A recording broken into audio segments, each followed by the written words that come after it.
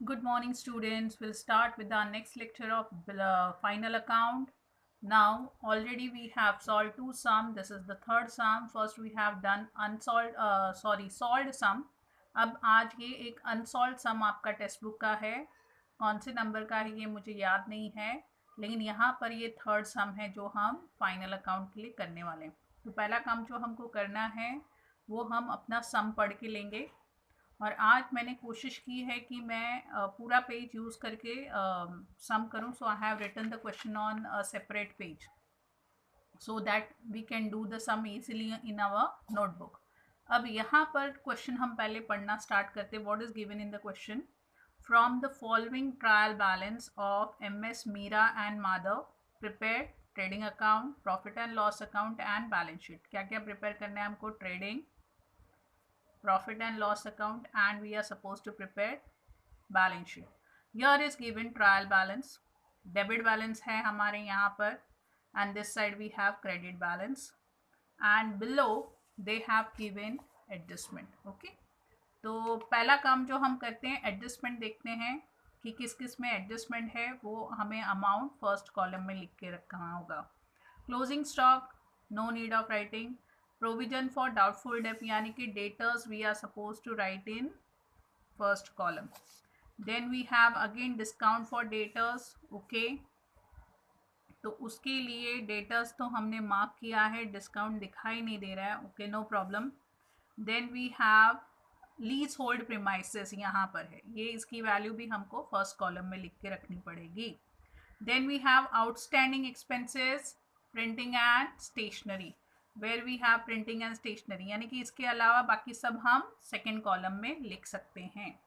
तो फर्स्ट हम स्टार्ट करते हैं अपना सम. अगर आप देखोगे तो यहाँ पर मैंने already trading account, profit and loss account, balance sheet and I will prepare partners capital account separately. बोला नहीं है, but today I will show you how to prepare partners capital account separately. Okay? तो हम अपना sum start करते हैं. First we'll start with the trial balance.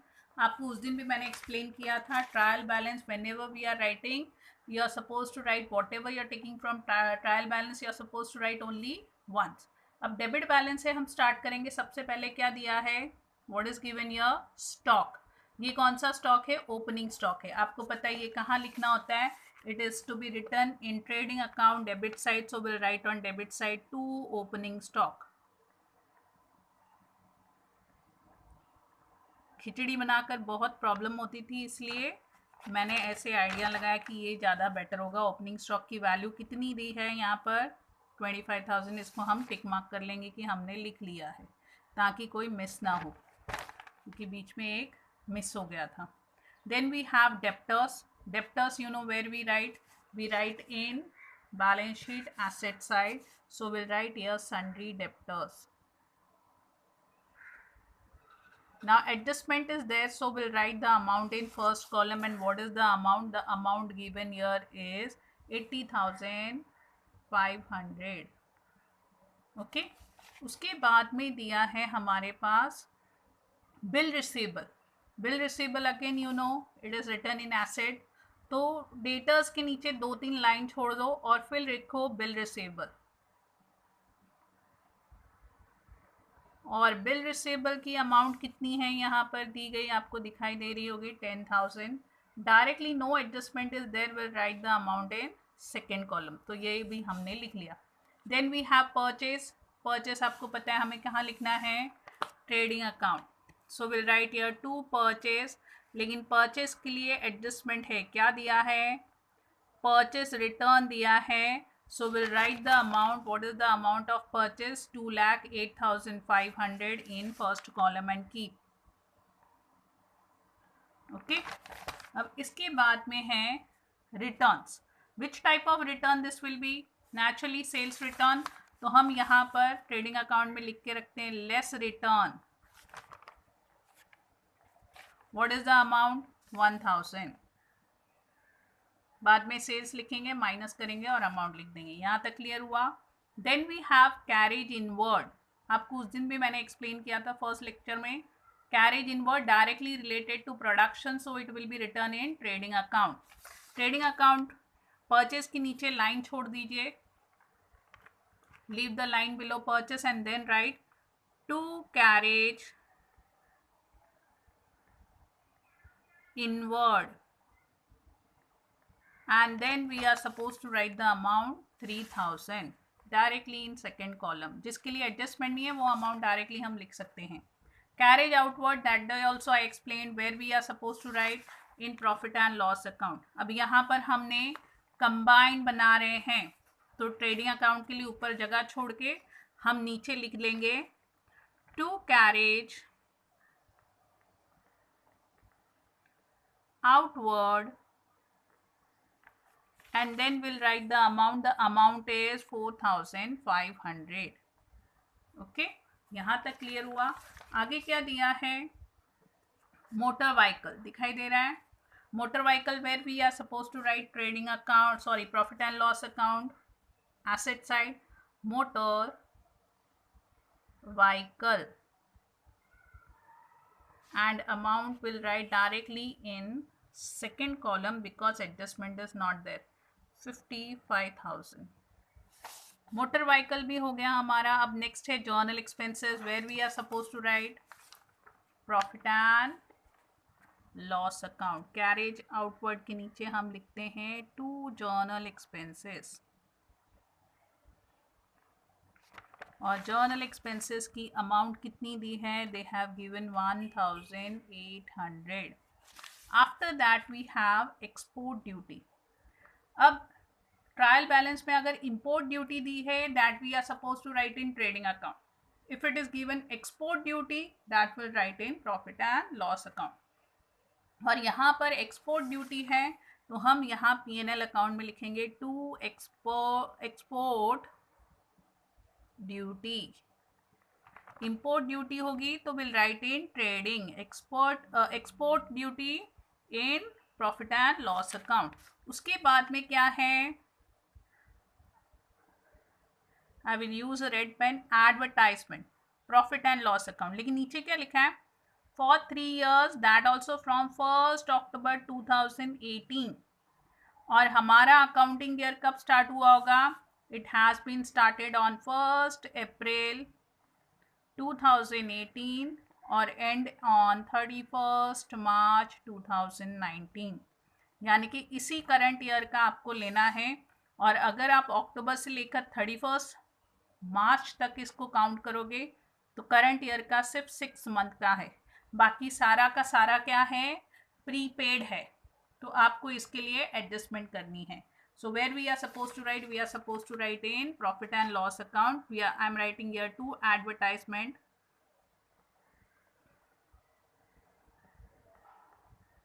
$4,800. This is a hidden adjustment, or you can say silent adjustment.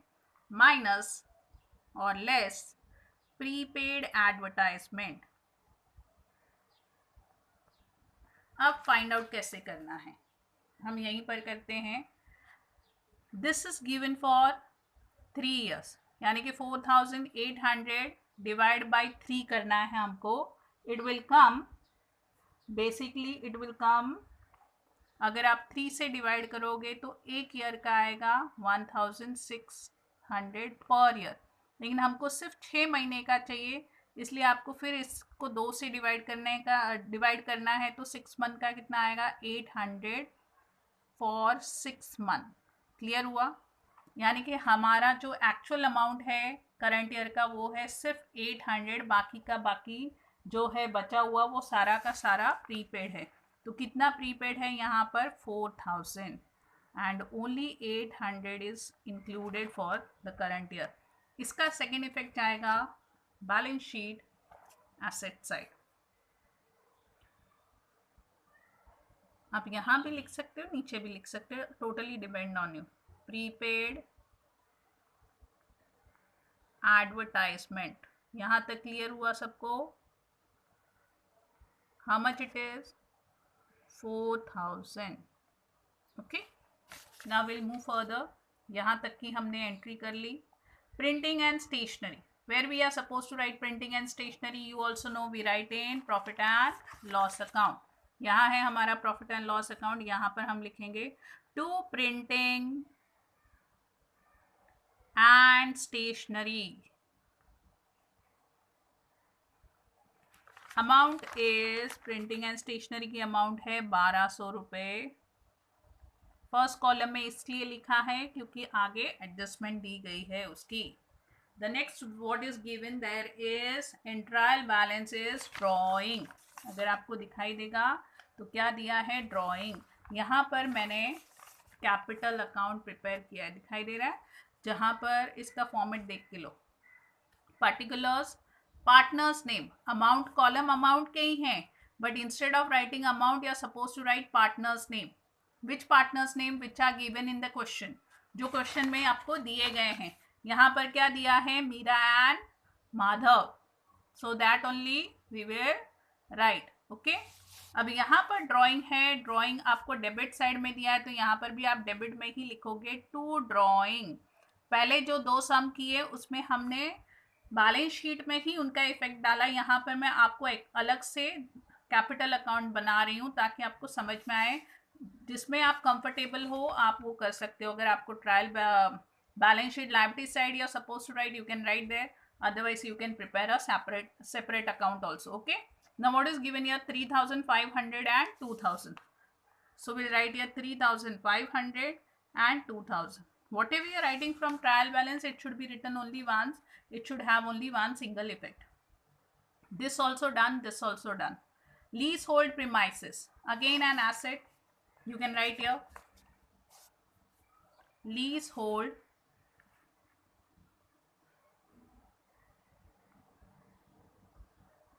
premises, and then we'll write the amount 1,10,000 in first column because we have a adjustment.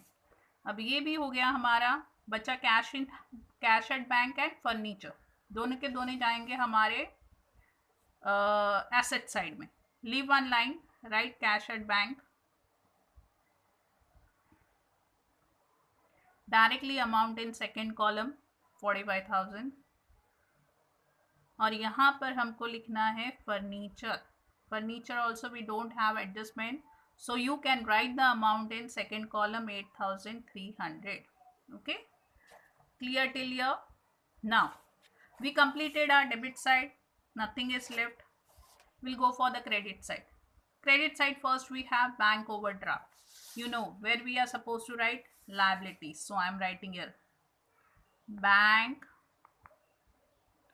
overdraft.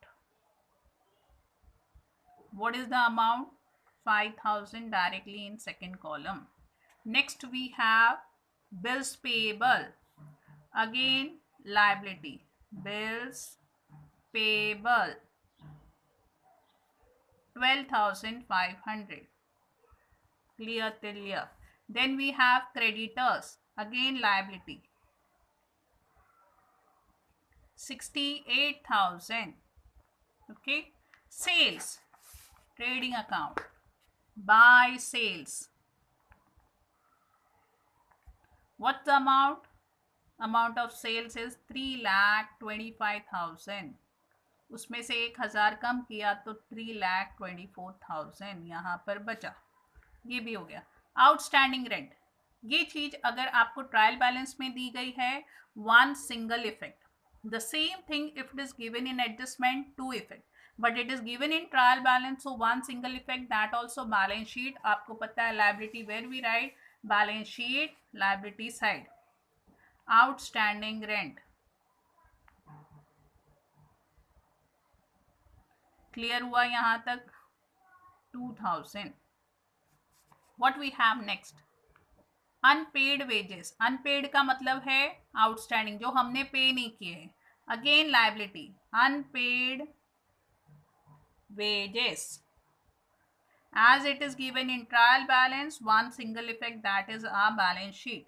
Capital. अब यहाँ पर हमने capital account prepare किया है, so balance also will transfer to capital account by balance brought down. What is the balance given here? 75,000. 75,000. Okay. एक बच्चा है, वो है हमारा purchase return. minus it from purchase, less from purchase, less return 1000, amount is 2,07,500. We completed our trial balance. Now our adjustments are there. हर एक adjustment के दो दो इफेक्ट देके फटाफट अकाउंट क्लोज करते हैं. पहला दिया है क्लोजिंग स्टॉक. क्लोजिंग स्टॉक आपको पता है दो इफेक्ट कहाँ है, trading account credit side, balance sheet asset side. So will write here by closing stock amount is 32,000. ये हो गया एक इफेक्ट. सेकेंड इफेक्ट यहाँ पर closing stock balance sheet asset side 32,000 directly in second column. Okay, sum बहुत बड़ा है इसलिए दो पेज के बिना ये होता नहीं है, तो थोड़ा व्यू करने में तकलीफ होगी आपको. ये एडजस्टमेंट हमने कर लिया. Second adjustment provide provision for doubtful date. इसका मतलब क्या है, RDD. What is the meaning of this word RDD? आपको आरडीडी करने के लिए बोला है, और आरडीडी का फर्स्ट इफेक्ट कहाँ जाता है, हमारे डेटर्स में. और यहाँ पर डेप्टर्स आपको दिखाई दे रहा होगा, less new RDD. and how much it is given, here it is given in amount 2000. तो आपको 2000 यहाँ से माइनस करने हैं, तो अमाउंट आएगी 78,500. यहाँ तक क्लियर हुआ. और इसका एक इफेक्ट जाएगा हमारे प्रॉफिट एंड लॉस अकाउंट में. पीएनएल अकाउंट में आपको लिखना है they have not given you bad debts, so directly we'll write 2 new RDD,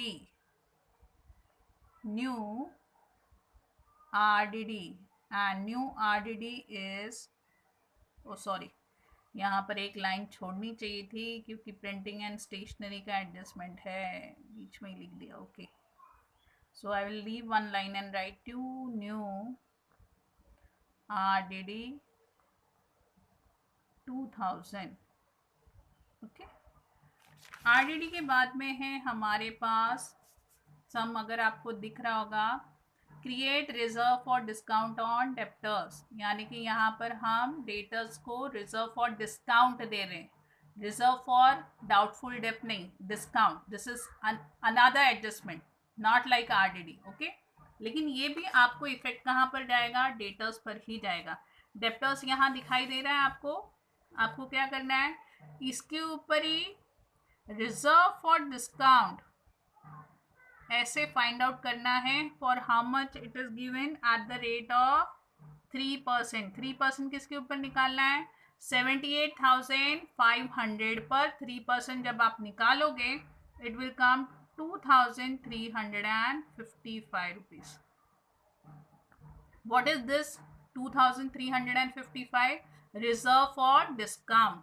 minus करके अमाउंट हम बाहर लिखेंगे क्योंकि इसके बाद में डेटर्स के साथ में कोई इफेक्ट नहीं है. और इसका सेकेंड इफेक्ट जाएगा रिजर्व फॉर डिस्काउंट, यानी कि डेटर्स में से जहां पर आपको पहले 80,500 मिलने वाले थे, now you will get only 76,145. So this is our loss. As it is our loss in nominal account losses, where we write in profit and loss account. So will write here PNL account में हम लिखेंगे to reserve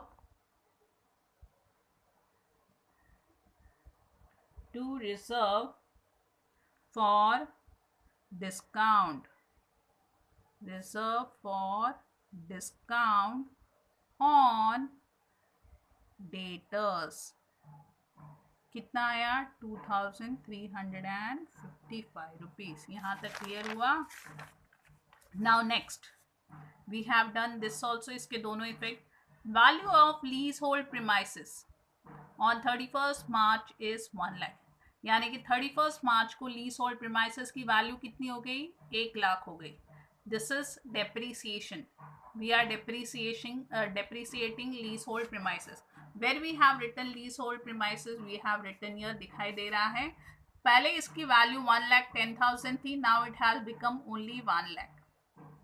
the difference between this and this is 10,000. इसमें और इसमें 10,000 का difference है, वो क्या है?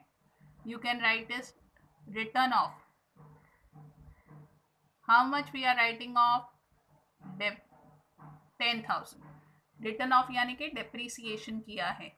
और इसका सेकेंड इफेक्ट एज यूजुअल जैसे डेप्रीसिएशन का जाता है वैसे ही जाएगा आपके प्रॉफिट एंड लॉस अकाउंट में. To you can write depreciation also on leasehold premises.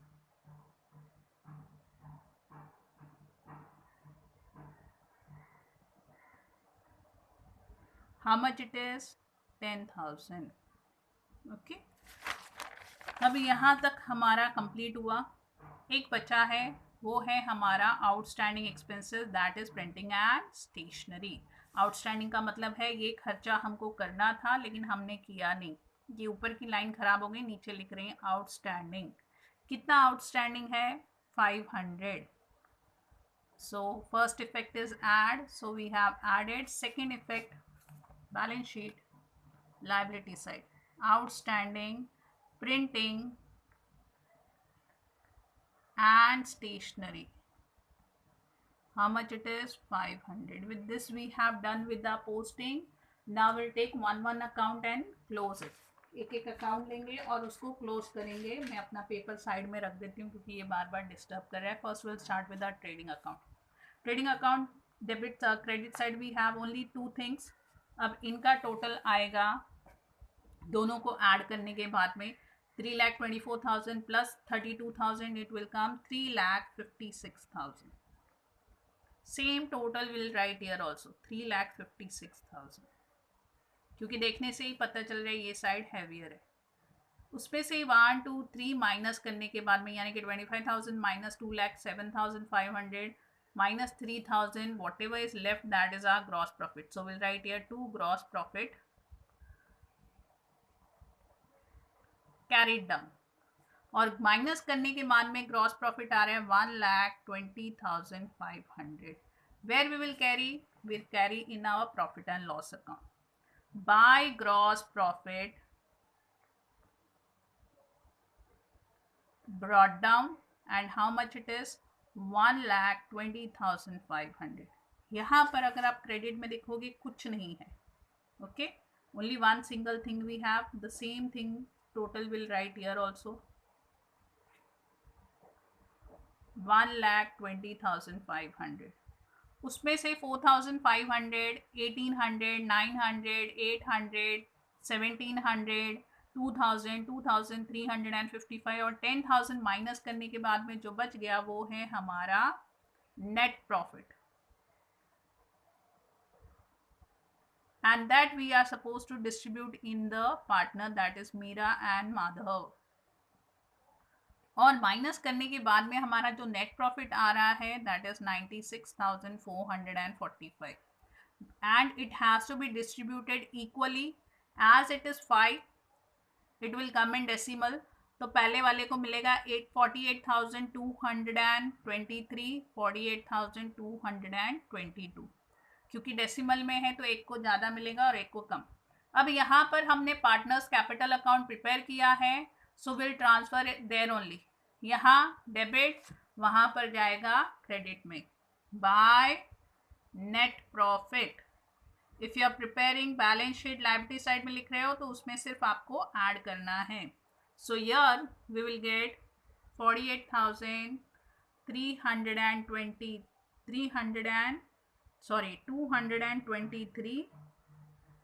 and 48,222.